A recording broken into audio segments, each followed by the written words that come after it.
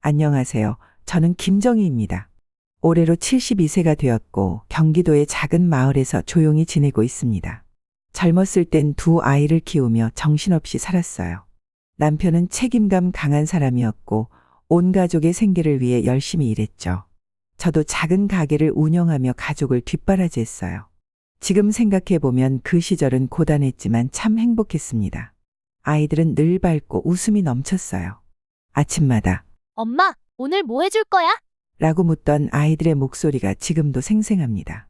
남편과 저는 부족한 형편에서도 아이들을 좋은 학교에 보내기 위해 고군분투했어요. 남편은 퇴근 후 가게에서 저를 도왔고 저녁엔 아이들과 함께 책을 읽어줬습니다. 하지만 그런 날들이 길진 않았습니다. 남편이 갑작스러운 사고로 세상을 떠난 후 저는 혼자가 되었죠. 그때 아이들이 저의 유일한 희망이었습니다. 엄마가 울면 아이들이 불안해할까봐 밤마다 몰래 눈물을 삼켰습니다. 그렇게 몇 년을 버티며 두 아이를 무사히 키워냈습니다. 세월이 흘러 아이들은 성장했고 결혼도 했습니다. 이제는 각자 가정을 꾸리고 자신만의 삶을 살고 있죠. 그런데 제가 아이들의 삶에서 점점 멀어진다는 걸 느끼기 시작한 건 몇 년 전부터였습니다. 그 시기 저는 문득 제 인생을 돌아보게 됐어요. 나는 누구인가? 지금까지 나를 위해 한 건 무엇인가? 라는 질문이 떠오르더군요. 가족을 위해 달려오며 한 번도 제 자신을 돌아볼 시간이 없었습니다. 아이들이 성장한 지금 제 인생의 주인공이 되고 싶었습니다. 그렇게 시작한 게 바로 실버 커뮤니티 활동이었습니다. 동네에서 비슷한 연배의 친구들과 함께하는 모임이었죠. 처음엔 소소한 취미로 시작했지만 점점 제 삶의 활력이 되었습니다.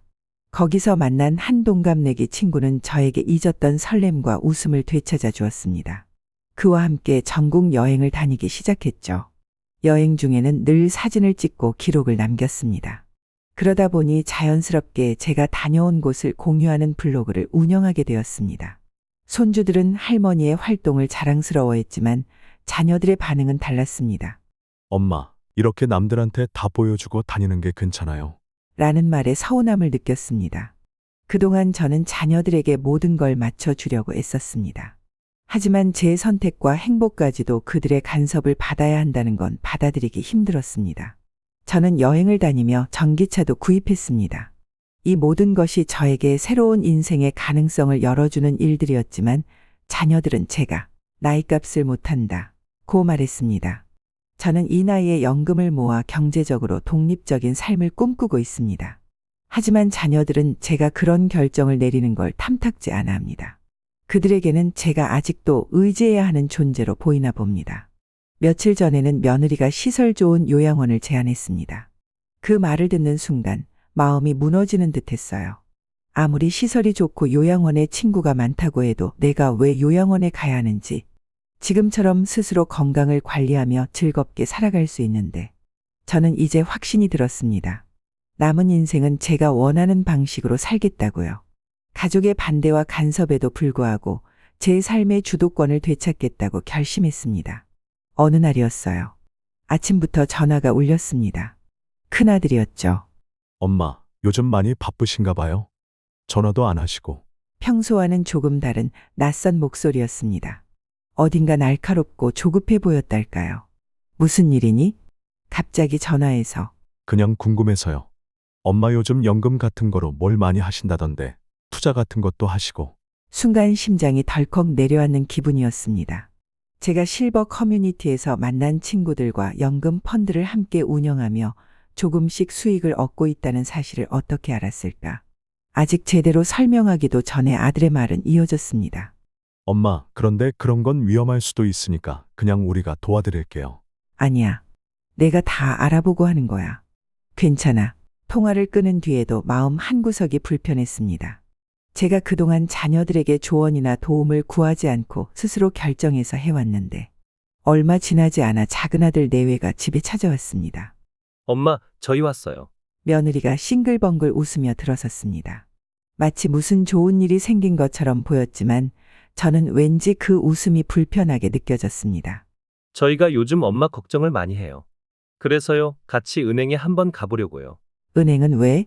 엄마 연세도 있으시니까 재산 관리를 좀 도와드리면 좋지 않을까 싶어서요. 그 순간 저는 무언가 잘못되었다는 걸 깨달았습니다. 그동안 자녀들이 제가 여행을 다니고 블로그를 운영하고 경제적으로 독립적인 선택을 하는 모습을 탐탁지 않게 여기고 있다는 사실은 알고 있었어요. 하지만 이렇게 직접적으로 재산 관리를 언급할 줄은 몰랐습니다. 내가 내 재산을 알아서 잘 관리하고 있어. 너희가 신경 쓸 일 아냐. 제 목소리는 떨렸습니다. 며느리는 여전히 억지로 웃으며 말했죠. 어머님, 저희가 뭐 탐내는 거 아니에요. 그냥 안전하게 해드리려는 거예요. 작은 아들이 나서며 며느리를 거들었습니다. 엄마, 요즘 세상이 얼마나 무서운지 아세요? 어르신들 사기당하는 것도 많고 이왕이면 저희가 옆에서 챙겨드리는 게 낫잖아요. 그 말을 듣는데 순간 분노가 치밀어 올랐습니다. 내 삶의 주도권을, 내 결정권을 송두리째 부정당하는 느낌이었어요. 며칠 후에는 큰아들까지 찾아와 이런 말을 했습니다. 엄마, 요즘 유튜브에서 엄마 얘기가 돌던데요. 그제서야 알게 됐습니다. 제가 운영하는 블로그와 커뮤니티 활동이 자녀들에게 알려졌다는 거요. 자녀들은 엄마가 왜 그런 사생활을 노출시키냐. 며 다그쳤습니다. 그날 밤 저는 침대에 누워 한참을 뒤척였습니다. 내가 정말 잘못하고 있는 걸까? 남들이 뭐라 해도 내 인생인데. 그 갈등은 점점 심화되었습니다. 어느 날 작은 아들 내외가 다시 찾아왔습니다. 이번엔 작은 아들네가 요양원 이야기를 꺼냈습니다. 어머님, 요즘 많이 힘드신 것 같으니까 요양원 같은 데를 알아보시는 게 좋지 않을까요? 그 말을 듣는 순간 가슴이 철렁 내려앉았습니다. 작은 며느리의 입에서도 요양원이라는 단어가 튀어나온 순간 마음이 무너지는 것 같았습니다. 평소에도 나름대로 건강관리를 열심히 하고 여행도 다니며 나름대로 활기차게 살고 있다고 생각했는데 자녀들은 달리 보고 있었나 봅니다. 요양원은 무슨 요양원이야? 나 아직도 여행 다니고 친구들도 만나는데. 어머님, 저희도 그냥 걱정돼서 드리는 말씀이에요. 혹시라도 나중에 큰일 생기면 그땐 늦잖아요. 며느리는 여전히 억지 미소를 지으며 조곤조곤 말했지만 그 속에 담긴 의미는 명확했습니다. 작은 아들은 한술 더 떠서 말했죠. 엄마, 요즘 실버 커뮤니티에서 뭐 하신다면서요? 그런 거 너무 의지하지 마시고 저희가 챙겨드릴게요. 그날 이후 자녀들의 연락이 더 잦아졌습니다. 그들은 저를 걱정하는 척하며 제가 무엇을 하고 있는지, 누구를 만나고 있는지 끊임없이 캐물었습니다. 그 관심은 점점 집요한 간섭으로 변했습니다. 엄마, 요즘 은행에서 뭐 하시는 거예요? 요즘 어디 다니세요? 무슨 모임 같은 거 하신다면서요? 엄마, 블로그는 좀 줄이는 게 좋을 것 같아요. 남들이 뭐라 해요? 처음엔 그저 지나가는 잔소리라고 생각했습니다. 하지만 어느 날 큰 며느리가 제게 이런 말을 했습니다. 어머님, 저희가 다 이해하는데요. 요즘 나이 드신 분들이 사기 많이 당하시니까 저희가 같이 은행 갈게요. 그날 아침 며느리와 작은 아들이 집에 들이닥쳤습니다. 서랍을 열어보고 통장을 꺼내려는 모습을 보니 눈앞이 캄캄해졌습니다. 그만해. 너희 뭐 하는 거야? 제 목소리가 떨렸지만 자녀들은 멈추지 않았습니다. 엄마, 그냥 저희가 관리해 드리겠다는 거예요. 왜 이렇게 예민하세요? 집안 곳곳이 뒤져지고 제 서랍은 엉망이 되었습니다. 평생 소중히 간직해온 제 일기가 그들의 손에 잡힌 걸 보니 분노가 치밀어 올랐습니다. 며칠 뒤에는 큰아들이 다시 찾아왔습니다. 큰며느리와 함께였습니다. 엄마, 저희가 어차피 나중에 챙길 건데 미리 정리해 놓으시는 게 좋잖아요. 그들은 마치 제가 무능력한 사람인 것처럼 대했습니다. 갈등은 점점 심화되었습니다. 자녀들은 저를 혼자서는 할 수 없는 사람으로 몰아가며 제 자존심을 깎아내리기 시작했습니다. 가장 충격적인 일은 며칠 후 벌어졌습니다. 작은 아들이 경비실에 부탁해 CCTV를 설치했다는 이야기를 듣게 된 거죠. 엄마, 요즘 정신이 좀 없으신 것 같아서요. CCTV 설치했으니까 이제는 어디 다니시는지 다 알 수 있어요. 숨이 막힐 듯 했습니다. 제가 마치 감시당하는 죄인이 된 기분이었죠. 저는 그들의 행동을 견딜 수 없었습니다. 매일 밤 잠자리에 누우면 그들의 얼굴이 떠오르며 속이 뒤틀렸습니다. 결정적인 사건은 이틀 뒤 벌어졌습니다. 자녀들이 변호사와 함께 집으로 찾아와 공증 서류를 내밀었습니다. 엄마, 이건 그냥 형식적인 거예요. 재산 문제를 정리해 두면 저희도 편하고 엄마도 편하잖아요. 제가 서명하지 않자 그들은 노골적으로 저를 몰아붙였습니다. 엄마가 지금 이렇게 고집 부리셔서 나중에 사고라도 나시면 어떡하실 건데요? 며느리는 교묘하게 협박 섞인 말을 던졌습니다. 어머님, 이러시면 결국 요양원 갈 수밖에 없어요. 그 순간 저는 결심했습니다. 그들의 간섭과 지배에서 벗어나야겠다고요. 집안이 적막했습니다. 자녀들이 공증 서류를 던지고 돌아간 뒤 저는 한참 동안 아무 말도 할 수 없었습니다. 그들의 말과 행동이 머릿속에서 떠나지 않았습니다. 요양원, 재산 정리, 사고 나면 어쩌려고 이 모든 말들이 마치 가슴에 날카로운 못을 박는 것 같았습니다. 그날 밤 저는 침대에 누워 혼잣말을 했습니다. 이대로 두면 나는 점점 그들의 통제 속에 갇히겠지. 저는 다짐했습니다. 내 삶의 주도권을 되찾겠다고. 그리고 다음 날 아침 실버 커뮤니티의 친구들을 찾아갔습니다. 혹시 내가 재산 문제나 자녀 문제로 법적인 도움을 받을 수 있는 곳이 있을까? 친구들은 저를 적극적으로 돕겠다고 했습니다. 한 친구는 지역 복지센터를 추천했고 또 다른 친구는 변호사를 소개해 주겠다고 했습니다. 저는 그 길로 복지센터를 찾았습니다. 선생님, 제 상황을 좀 들어보세요. 상담 선생님은 제 이야기를 끝까지 경청하더니 이렇게 말했습니다. 어머니, 이런 경우 요즘 많습니다. 어머니처럼 독립적으로 살고자 하시는 분들이 자녀들과 갈등을 겪는 경우가 많아요. 하지만 절대 좌절하실 필요 없습니다. 우리가 도와드릴게요. 그 말에 저는 큰 용기를 얻었습니다. 그날 이후 저는 작은 준비를 시작했습니다. 우선 자녀들이 제게 협박하거나 비난하는 전화나 문자를 녹음하고 저장했습니다. 또 자녀들이 집에 와서 서랍을 뒤지는 모습이 담긴 CCTV 영상을 복지센터에 제출했습니다. 며칠 뒤 저는 변호사를 만나 법률 상담을 받았습니다. 변호사는 제 상황을 듣고 이렇게 말했습니다. 어머니, 법적으로 어머니의 재산은 어머니가 원하시는 대로 사용하실 수 있습니다. 자녀들이 이를 강요하거나 협박할 경우 명백한 불법 행위로 볼 수 있습니다. 그날부터 저는 법적 대응을 준비하기 시작했습니다. 자녀들에게 알리지 않고 조용히 증거를 수집하며 준비했습니다. 하지만 자녀들은 여전히 저를 통제하려 했습니다. 작은아들이 다시 찾아와 CCTV 설치를 늘리겠다고 했고 큰아들은 엄마 도장을 가져가야 한다고 말했습니다. 제가 그들의 요구를 거절하자 큰 며느리가 말했습니다. 어머님, 우리도 어쩔 수 없어요. 이렇게 계속되면 법적으로 할 수밖에 없어요. 저는 그들의 말을 듣고도 차분하게 대답했습니다. 그래, 법적으로 하자. 내가 다 준비해뒀으니까. 그 말에 며느리와 아들은 순간 당황한 기색이 역력했습니다. 저는 마음속에서 깊은 결심을 했습니다. 자녀들에게 더 이상 휘둘리지 않겠다고요. 며칠 후 자녀들이 다시 집으로 찾아왔습니다. 이번에는 엄마가 자식들에게 왜 이러느냐 며 눈물까지 흘렸습니다. 하지만 저는 흔들리지 않았습니다. 나는 내 인생을 내가 선택하고 싶다. 너희가 부모에게 도움을 줄 생각이라면 그것은 존중해서 나와야 한다. 자녀들은 아무 말도 못했습니다. 그들이 돌아간 뒤 저는 복지센터에서 받은 자료를 정리하며 생각했습니다. 이제야 비로소 내 삶의 주인으로 설 준비가 됐구나. 그런데 모든 것이 끝난 줄 알았던 그 순간 작은아들이 전화를 걸어왔습니다. 엄마, 우리가 그동안 잘못했어요. 그런데 다음 주 요양원에서 상담을 잡아놨어요. 엄마도 직접 와서 들어보세요. 저는 순간 말문이 막혔습니다. 갈등은 해결된 듯 보였지만 자녀들의 진심이 아직도 어디에 있는지 알 수 없었습니다. 요양원 상담이라니 황당한 일이었습니다.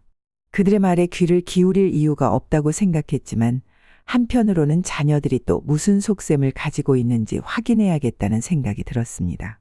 결국 약속된 날 상담 장소로 향했습니다. 요양원은 깔끔하고 현대적인 시설을 갖추고 있었습니다. 상담을 진행한 직원은 상냥하게 웃으며 시설과 프로그램을 설명했습니다.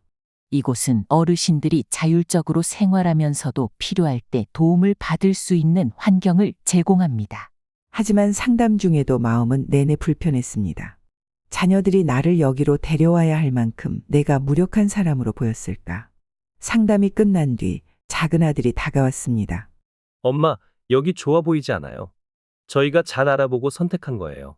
아들의 태도는 더 이상 제 의견을 묻는 게 아니었습니다. 이미 결정을 내리고 나를 그저 따르도록 유도하려는 듯 보였죠. 내가 여기에 들어가겠다고 한 적은 없는데. 엄마, 요즘 저희도 너무 바쁘고 힘들어요. 엄마도 여기 계시면 편하실 거예요. 큰아들까지 한마디 거들었습니다. 엄마, 저희가 도와드리는 거라고 생각하세요. 혼자 계시다가 무슨 일 생기시면 어쩌려고요? 저는 두 손을 마주 잡았습니다. 목소리를 최대한 가라앉히며 말했죠. 나는 내가 결정할게.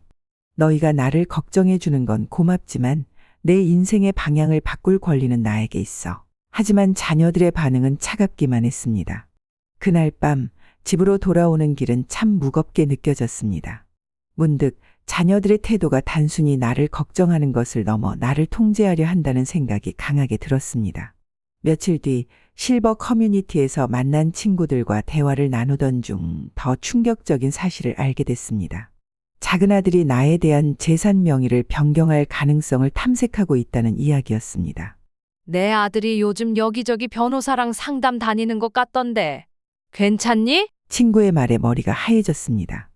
혹시나 하는 마음에 변호사에게 연락해 물었더니 자녀가 내 재산의 일부를 상속 혹은 증여로 미리 확보하려는 움직임이 있었다는 답변을 들었습니다. 어머니, 이런 경우는 굉장히 많이 있습니다. 조심하셔야 해요. 부모님께 확인도 받지 않고 진행하려는 경우도 많습니다. 이 말을 들으니 분노와 실망이 한꺼번에 밀려왔습니다. 나는 자녀들에게 평생을 바쳐왔는데 그들은 내 의견을 묻는 대신 내 재산과 삶의 결정을 빼앗으려 하고 있었습니다. 그날 저녁 큰아들과 작은아들을 불러 대화를 시도했습니다. 너희 혹시 내 재산에 대해 변호사와 얘기한 적 있어? 작은아들이 당황한 표정을 지으며 얼버무렸습니다. 아, 그건 그냥 알아만 본 거예요. 엄마도 준비하셔야 하니까요. 큰아들도 말을 덧붙였습니다. 엄마, 저희가 나쁜 의도는 아니에요. 그냥 효율적으로 관리하자는 뜻이죠. 그들의 변명은 어처구니 없었습니다. 나는 더 이상 참을 수 없었습니다. 내 재산은 내가 결정할 거야. 너희가 아무리 변명을 해도 이런 식으로 나를 뒤에서 몰아붙이는 건 옳지 않아. 그러나 그들의 태도는 변하지 않았습니다. 그날 밤 큰 며느리가 보낸 메시지를 확인하며 더욱 큰 실망을 느꼈습니다. 어머님, 저희가 다 엄마를 위해 하는 거예요. 꼭 이렇게 불편하게 생각하지 않으셔도 돼요. 문자에는 말 못할 오만함이 담겨 있었습니다. 그 순간 나는 생각했습니다. 더 큰 갈등이 오고 있다는 것을. 저는 더 이상 물러설 수 없었습니다. 자녀들이 나를 위한 일이라는 명목으로 내 삶을 통제하려는 시도가 계속되었고, 이제는 내 재산까지 그들의 의도대로 조종하려 한다는 사실이 분명해졌습니다. 며칠 뒤 작은아들과 며느리가 불쑥 집으로 찾아왔습니다. 이번엔 두툼한 서류 뭉치를 들고 있었죠. 어머님, 이거 한번 읽어보세요. 증여 계약서인데 그냥 간단한 절차예요. 저희가 다 알아서 할게요. 증여? 갑자기 왜 이걸 들고 온 거야? 작은아들이 조금 짜증 섞인 목소리로 말했습니다. 엄마, 요즘 경제 상황이 어려워서요. 지금 준비 안 하면 나중에 더 힘들어져요. 저는 차분히 물었습니다. 내가 이걸 꼭 지금 해야 할 이유가 뭐지? 그들의 말은 점점 더 노골적이었습니다. 어머님, 솔직히 지금 이 집 관리도 버거우시잖아요. 저희가 다 알아서 해드릴 테니까 그냥 편하게 계세요. 그 말에 머릿속이 새하얘졌습니다. 제가 사랑으로 키운 자녀들이 이제는 나를 짐으로 여기는 것 같았습니다. 너희가 정말 이걸 나를 위해 하는 거니? 아니면 너희를 위해 하는 거야? 그들은 아무 대답도 하지 않았습니다. 대신 며느리가 가시 돋친 목소리로 말을 이어갔습니다. 어머님, 이렇게 고집 부리시다가 나중에 다 잃으시면 어떡하려고요? 그 말이 제 심장을 찌르는 듯 했습니다. 고작 이런 말을 듣기 위해 평생을 희생한 걸까? 나는 자리를 박차고 일어났습니다. 너희가 그렇게 날 걱정한다면 나를 존중해 줘야 하지 않겠니? 이건 내가 결정할 문제야.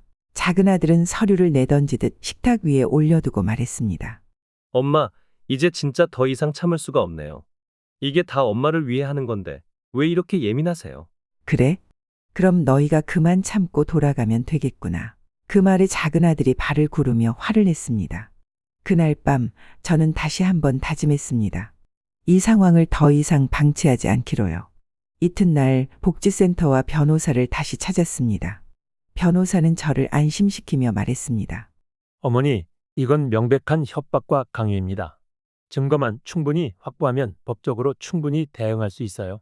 저는 자녀들의 문자 메시지와 통화 녹음, 그리고 그들이 집에서 벌인 행위를 기록한 사진과 영상을 모두 제출했습니다. 복지센터에서는 추가로 지역 주민들의 도움을 받을 수 있는 방법을 알려줬습니다. 하지만 자녀들의 행동은 점점 더 극단으로 치달았습니다. 작은 아들이 경비실 CCTV를 통해 내 외출 기록을 확인하고 있다는 사실을 알게 되었을 때 분노가 폭발했습니다. 엄마, 요즘 어디 다니시는지 너무 궁금해서 그래요. 혹시 이상한 사람들 만나는 거 아니죠? 그 말에 저는 더 이상 참을 수 없었습니다. 너희가 나를 감시할 권리가 어디에 있니? 내가 너희한테 무슨 잘못을 했다고 이렇게까지 하니? 작은 아들은 고개를 돌렸고 며느리는 냉소적인 미소를 지었습니다. 어머님, 저희도 어쩔 수 없는 거잖아요. 이러다 정말 큰일 나면 책임질 사람은 누구겠어요? 그날 밤 저는 모든 증거를 정리하며 생각했습니다. 이제는 내가 나를 지켜야 해. 며칠 뒤 자녀들은 다시 찾아왔습니다. 이번엔 더 교묘한 방식으로 접근했습니다.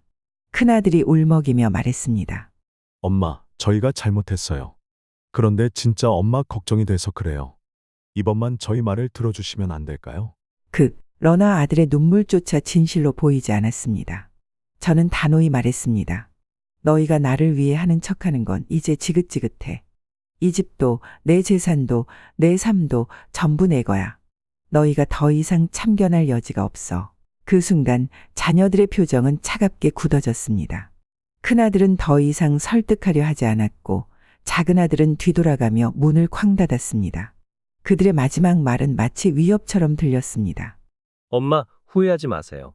나중에 우리 없이 어떻게 사시려고요? 저는 그들이 떠난 뒤 복지센터에 전화를 걸어 말했습니다. 이제는 대응을 시작하겠습니다. 준비가 끝났어요. 그날 밤 침대에 누워 아이들의 마지막 말을 곱씹었습니다. 엄마, 후회하지 마세요. 그들의 말은 위협으로 가득 차 있었습니다. 하지만 이번에는 제가 후회하지 않을 차례였습니다. 다음 날 아침, 저는 복지센터와 변호사 사무실을 방문해 모든 증거를 정리했습니다. 어머니, 지금까지 준비하신 자료만으로도 충분히 대응할 수 있습니다. 증여 강요, 협박, 심리적 학대까지 모두 법적 근거로 제출할 수 있어요. 변호사의 확신에 찬 목소리를 들으니 그동안의 긴장이 조금 풀렸습니다.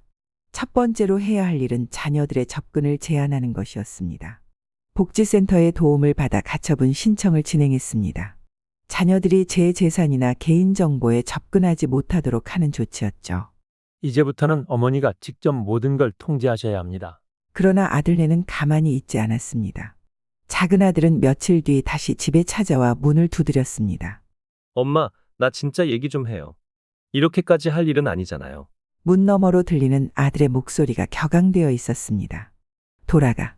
이제 너랑 나 대화로 풀 수 있는 문제는 없어. 그 말에 작은 아들은 격분하며 문을 쾅 닫고 떠났습니다.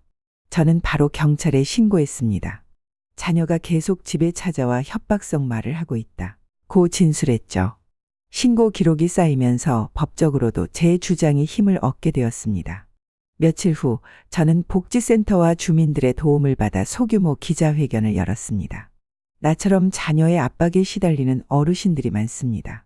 하지만 법의 보호를 받으면 우리가 선택할 수 있는 길은 많습니다. 제 이야기는 지역 언론에 보도되었고 이는 자녀들에게 큰 타격이 되었습니다. 법정에서의 첫 재판날이 다가왔습니다. 자녀들이 협박한 문자 메시지, 전화 녹취록, CCTV 영상 등 모든 증거가 제출되었습니다. 법정에서 만난 자녀들의 얼굴은 창백했습니다. 피고인들은 모두 나와 주시기 바랍니다. 재판장이 부르는 소리에 큰아들과 작은아들이 나란히 섰습니다. 변호사는 증거를 하나씩 제시했습니다. 이 녹취록은 피해자인 어머니께 협박한 내용을 담고 있습니다. 여기에 제출된 CCTV 영상은 피고들이 피해자의 집에 무단 침입해 서랍을 뒤지는 장면을 담고 있습니다. 자녀들은 아무 말도 하지 못했습니다. 변호사는 이어서 말했습니다. 이 사건은 단순한 가족 간 갈등이 아닙니다. 노부모를 대상으로 한명백한 경제적 학대와 심리적 협박입니다. 피고인들은 이에 대한 책임을 져야 합니다. 재판 내내 자녀들은 고개를 들지 못했습니다. 판사는 단호히 말했습니다. 피고인들은 피해자에게 손해배상과 심리적 피해 보상을 해야 합니다. 또한 향후 접근 금지 명령을 부여합니다. 판결이 내려진 순간 저는 눈물이 났습니다. 모든 고통과 억울함이 해소되는 듯 했습니다. 법적 승리 후 저는 제 재산의 일부를 의미 있는 곳에 쓰기로 결심했습니다. 내가 이 재산을 평생 지키려 했던 이유는 결국 행복을 찾기 위해서야. 복지관에 기부하고 실버 커뮤니티에 놓인 자립 프로그램에도 자금을 지원했습니다. 며칠 뒤 큰아들이 전화를 걸어왔습니다. 엄마, 미안해요. 제가 너무 욕심부렸어요. 제발 용서해 주세요. 저는 단호히 말했습니다. 너희를 용서할 수는 있어도 다시는 예전처럼 돌아갈 수는 없어. 작은 아들도 찾아왔습니다. 하지만 아들의 사과도 제 마음을 바꾸진 못했습니다. 너희가 나한테 한 행동들을 생각하면 너무 괘씸해. 너희가 나를 존중하지 않았던 만큼 나도 너희를 더 이상 가족으로 믿을 수 없게 됐어. 마침내 저는 자유를 되찾았습니다. 더 이상 자녀들의 통제 속에 살지 않아도 되었고 남은 삶을 온전히 제 방식으로 꾸려갈 수 있었습니다. 이웃들의 도움과 응원 속에서 저는 새로운 시작을 꿈꾸며 미소 지었습니다. 법적 다툼이 끝난 후 한동안 집안은 적막했습니다. 큰아들과 작은아들은 더 이상 연락하지 않았고 저는 오랜만에 조용한 시간을 즐길 수 있었습니다. 하지만 그 조용함이 고독으로 다가올 틈은 없었습니다. 복지관 선생님, 실버 커뮤니티 친구들, 이웃들이 저를 계속 찾아주며 제게 새로운 활력을 주었거든요. 할머니, 김장할 건데 같이 하실래요? 옆집 아낙네의 제안으로 김치 담그는 모임에 나가게 됐습니다. 처음엔 서툴렀지만 금세 손맛을 되찾아 즐겁게 참여했습니다. 이제 김치 냉장고 한가득 채우겠네. 이웃들과의 웃음소리가 오랜만에 제 마음을 따뜻하게 해주었습니다. 그날 이후 작은 텃밭도 가꾸기 시작했습니다.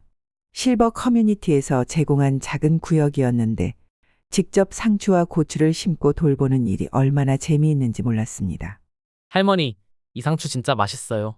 이웃 아이들이 웃으며 상추쌈을 싸먹는 모습을 보니 절로 웃음이 났습니다. 제 삶의 방향도 새롭게 정리하기 시작했습니다. 먼저 평생 모은 재산 일부를 지역 복지관과 노인 지원 단체에 기부했습니다. 어머니, 정말 큰일 하셨습니다. 이 기부금으로 많은 분들이 도움을 받을 거예요. 복지관 선생님의 칭찬에 오랜만에 뿌듯한 감정을 느꼈습니다. 남은 재산은 제가 직접 관리하기로 했습니다.